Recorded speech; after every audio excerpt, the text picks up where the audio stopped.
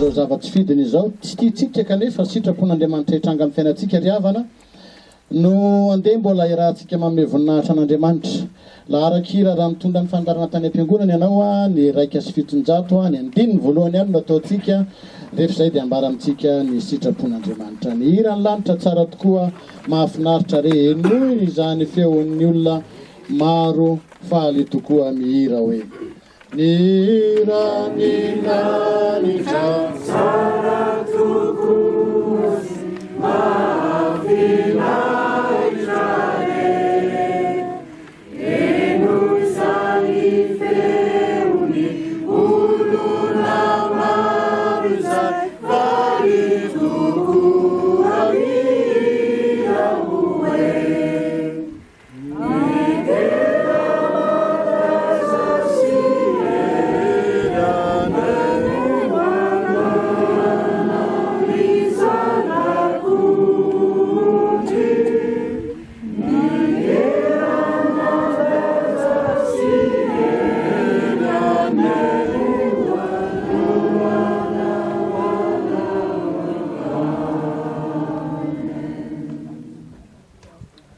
ivavaka isika riavako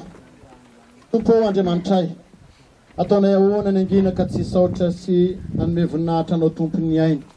ilay nandahatra ny zavatra rehetra ary mifeny zavatra rehetra amin'ny fotoana rehetra fa indro natranganao ny fahamarinan'ny teninao dia isaoranay ianao Andriamanitra ny amin'izany fandaranao izany ary indreto izahay vory tsy fidiny eto an'laon'izao fasana itelona ny nofo mangatsika izao kanefa fanantenanony mino fa ianao Jesosy tompotianay no lahy matomin'ny maty ny santatra an'izany ary nitsangana koa zakana andresin'ny fahafatesana izay antenainay fa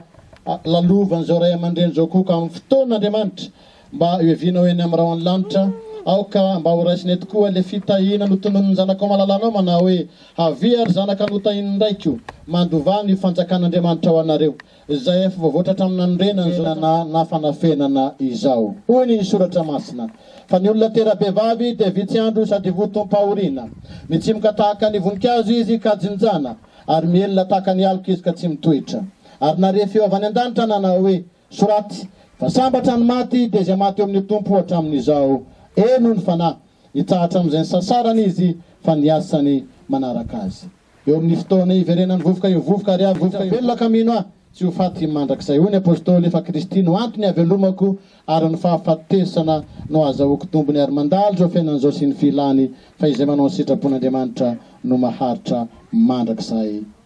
amen.